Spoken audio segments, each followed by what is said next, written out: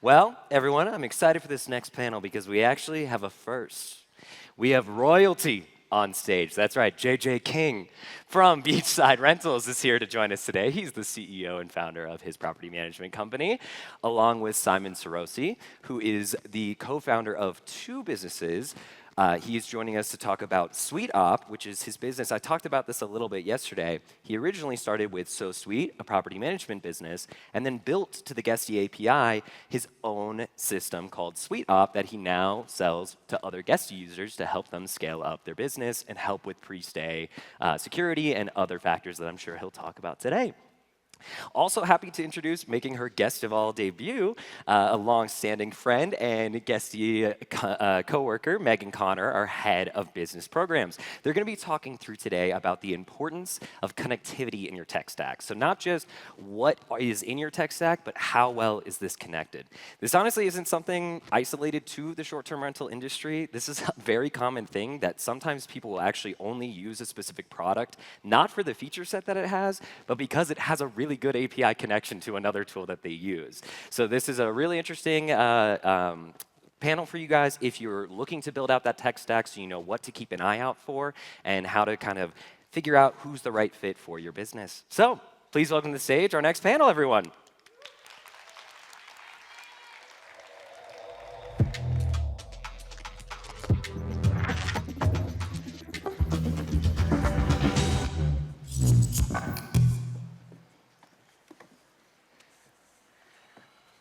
All right, hi, good morning everyone.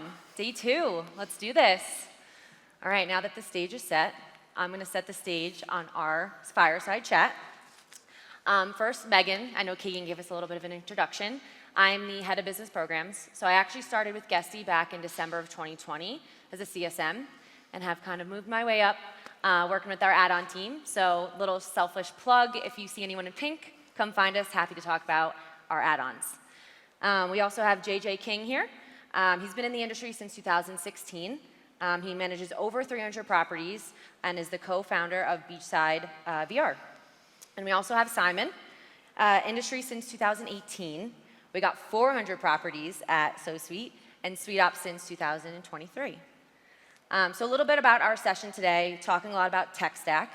If you've ever had a guest arrive without their payment processed or a maintenance request just kind of disappeared into the void, then you've experienced a fragmented tech stack in action. So today we're going to hear from both JJ and Simon about how they turned scattered tools, missing data, and lost revenue into integrated systems that give full visibility across every team, every task, and every booking. So we are going to dive right in here. First, we're going to kick it off with a poll. So if everyone can just take out their phones, you're going to jump into the schedule within the app, and you're going to jump into the one that says live. Once you click in, you should scroll all the way down and be able to see a poll, very quick yes or no question. The poll is, do you currently or have you ever used Zapier, NAN, Make, or a familiar integration tool for your property management business? Quick yes or no, so it should only take you 30 seconds. Let's pop in here, see what these results are looking like, and then we can really dive in. Okay, cool. We got a lot of no's up in here. So maybe we should do a little bit of a background information on some of these integration tools before we get into some questions. Who wants to take it away? Sure. Hi, everyone. I just want to quick add that you guys should consider all yourselves quite lucky because we were initially going to bring mezcal and make this a drinking game, and then we realized it was 10 a.m. and that probably wasn't the right stage to do this. So we'll keep it soft today. So those tools that were just mentioned, NA10, Make, Zapier, and there's many out there, you can think of them as glue, as pieces of software that are going to help connect different parts of your stack that may not necessarily natively talk to each other. So that can happen when things don't necessarily have open APIs or when you're trying to achieve a specific type of functionality that may just not come out of the box. So for example, trying to, say, launch a notification from Guesty or PMS to maybe a Slack channel or a WhatsApp group. Those are the kind of things that those types of tools can do, but obviously the more you push, the more you'll find out that there's a lot more they can uncover. Awesome. Cool, so we'll jump right in with some questions for our group here. JJ, can you share an example of how you got more creative synchronizing your tech stack? Yeah, absolutely. So one example of something that happened quite frequently early on in our business was payments would fail. We get a notification, a push notification in Guesty, and then there was no accountability with that payment, and then we would end up having guests get close to check-in and they still haven't paid for their reservation, or sometimes even guests would check in without paying for the reservation, which is obviously not something that anybody here wants to happen. So an easy solution that we found was that we could use a tool like Zapier, and anytime we got a failed payment notification in our payment processor, that would send a message into our Slack channel. And so our team uses Slack to communicate internally. And the reason that this is useful is that you can tag the relevant team. So we have a group called our guest experience team. So we tag the guest experience team. They'll get a notification in Slack where everybody's already communicating, so it's less easy to get missed. And then it's easy for the rest of the team to be able to see nobody's done anything with this notification. There's no check mark on it. There's no comments on saying, I followed up with the guest. So you can kind of see real time what's happening with an issue, rather than it just being a notification that kind of goes off into the void and you're not sure if it's being handled. Awesome. And is there, just by a show of hands, are we using Slack in our everyday life for businesses? Yeah? Okay, awesome. We'll talk through a little bit too about how we can kind of trim down some of the noise. Simon, what do you see as the biggest connectivity blind spot for property managers at scale? I mean, it's definitely going to be accountability in general. I think it's one thing to obviously get a notification and get the team to get pinged, and I think what JJ mentioned is the first crucial step that you need to take in order to be able to be aware of what's happening. It's your signal. But think about this, what then needs to happen. Who's going to own this in your team? Who's going to be your champion for any given process that you really do? I think a helpful way to think about it is not to think of teams as individual components of your organization, but really as one whole unit in which every single team can have a lot more than one role. Think about the housekeeping team, for example. They're not just there to make sure that rooms are ready. They're there to be able to notify you of issues, potentially interact with a guest if they find one on the way. Thinking about all those different roles and mapping them by team, also by individual team members, is going to be the first thing to do in order to start driving that accountability, not only at the team level, but at the individual level. There's a big reason why tools like Asana and other premier sort of task management tools in the day-to-day sort of workspace world typically allow you to only have one responsible party for any given task. The moment you start diverting from that type of mindset, things start falling through the cracks, fingers start getting pointed, and so mapping it at the team level I think is an important first step to do, and then role-based as well as responsibilities. We all wear so many hats. Got to keep it going. So we talked about a little bit about Slack and different types of channels you could use to manage these coming through. A lot of people might say, well, we have a lot going on in Slack, different threads going on, different channels. So question for either of you is, what tips can you give to the crowd on how to trim down that noise to focus on what's most important? Yeah, I mean, you get a ton of notifications, especially if that's where your team communicates. And so I recommend subscribing to certain channels, and some channels that maybe you don't need the notifications for, you can turn off, and then you can just kind of check those periodically. And then the other thing that I would say is, I do a lot of notifications, kind of if-then notifications to the team, like the failed payment notification. And I would say always kind of check in with the team and make sure that those notifications are relevant and important, and make sure that sometimes you could be sending notifications that nobody's reading anyway, and that's just kind of adding to the noise. So it's always good just to kind of review and visit all of those different notifications that you have. I think in general, Slack can quickly become a bit of a fire hose. You're getting notifications everywhere, multiple channels. It's helpful to sort of think about it more as like a bit of like a switchboard. When something happens, where should it go? Who should be responsible for it? And in terms of the quality of notifications, I think if a notification doesn't make you money, save you money, or protect your reputation somehow, say a guest had an issue and you need to be aware of it as soon as it happens, then it probably isn't worth it. if it's a notification that's just going to add something informational, think about it as something that you could put in a weekly review with your team, in a quarterly review, or an automated report. Notifications are very helpful, but they can quickly become a bit of an enemy to your teams and your attention span. And so you really need to ensure that they're really well triaged so that things are actually going to be relevant and highly actionable, most importantly. If it's informational, and then it may give you a bit of a dopamine hit if you see that a guest has a 5-star review, but is that something that you can do about it? Can you leave a response to that review? Can you call that guest and get a testimonial? Is there something that you can do that will actually have an impact from that type of signal? Yeah, totally. And I love the idea of kind of going back in and checking if those channels are still relevant. I can kind of think of a few on my own that maybe it's time for me to leave. So JJ, aside from integrating Slack into your tech stack, you've done something really interesting with your maintenance team. They never actually touch Guesty, but they still have their workflows going through the system. So can you walk us through how you built that bridge and why different teams might need different interfaces?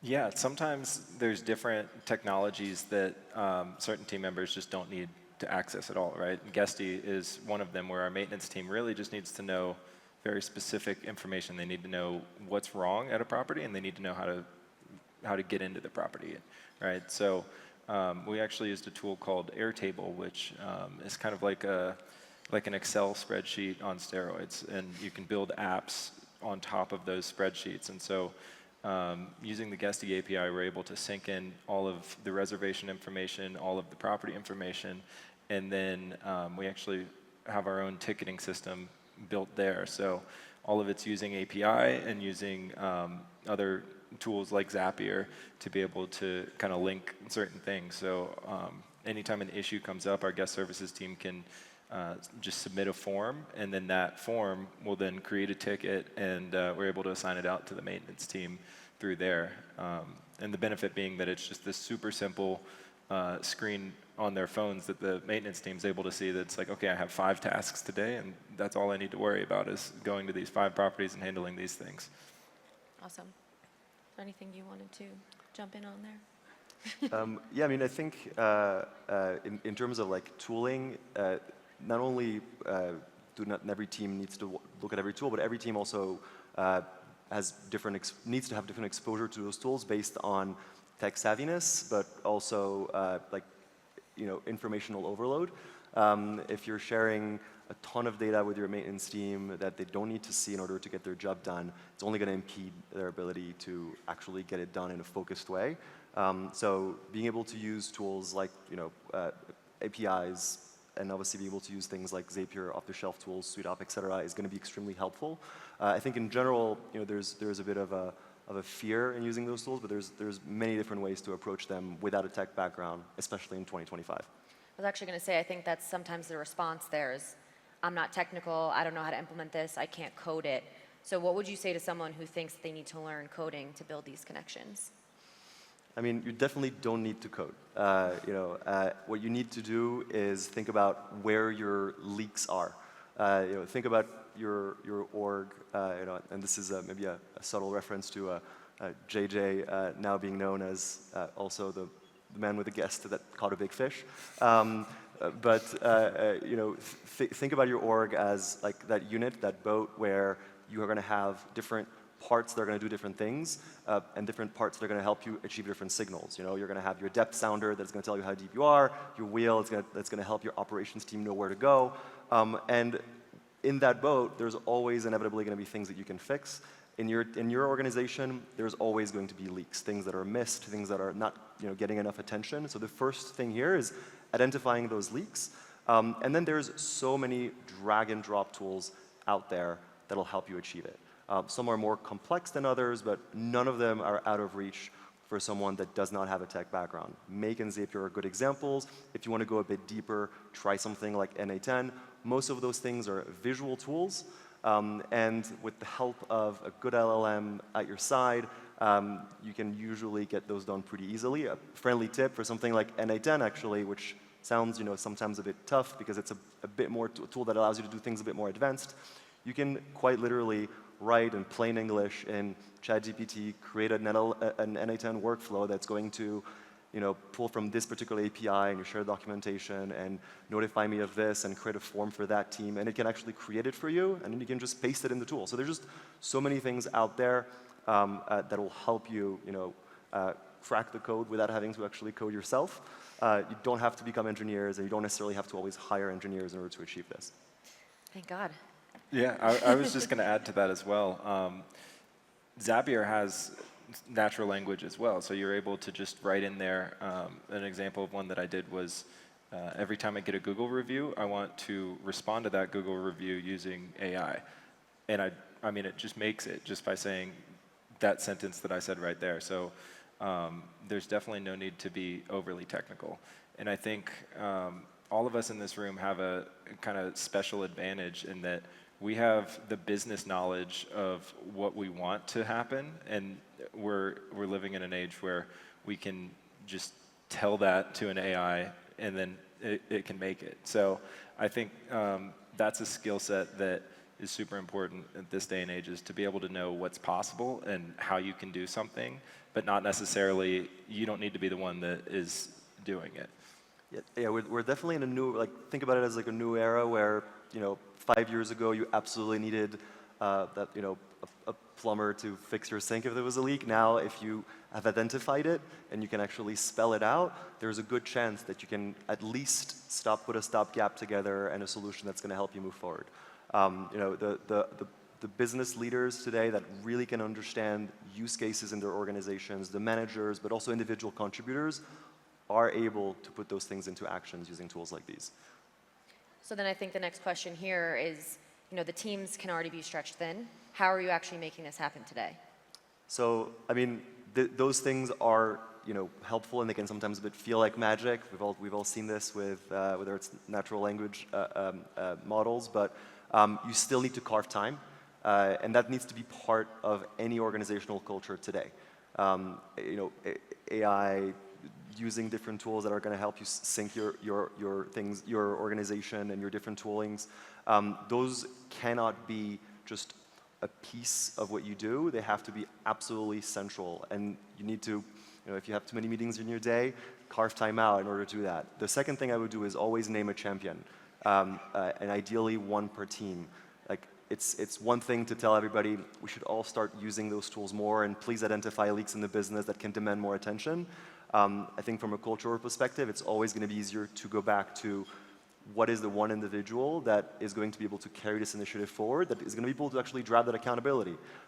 So I would start with those two fundamental things, and then from there, start listing your leaks, start listing the different parts of your business in which you think you could get more insights, in which you think understanding, being able to know also when something happens a little earlier then maybe you know about it. If you're getting a negative review or a guest arrives and something wrong happens, if you know about it 3 hours later, you might have missed on a massive opportunity by not knowing about it as soon as the guest stepped into the door.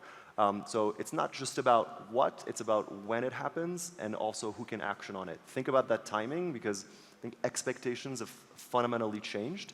AI is helping do that, and sometimes with a detriment. People are expecting speedy answers, and that means that on your end, even for human-based processes and integrations like these, you really need to ensure that you're on top of it extremely quickly, because things are just changing from that perspective in terms of guest expectations and owner expectations too.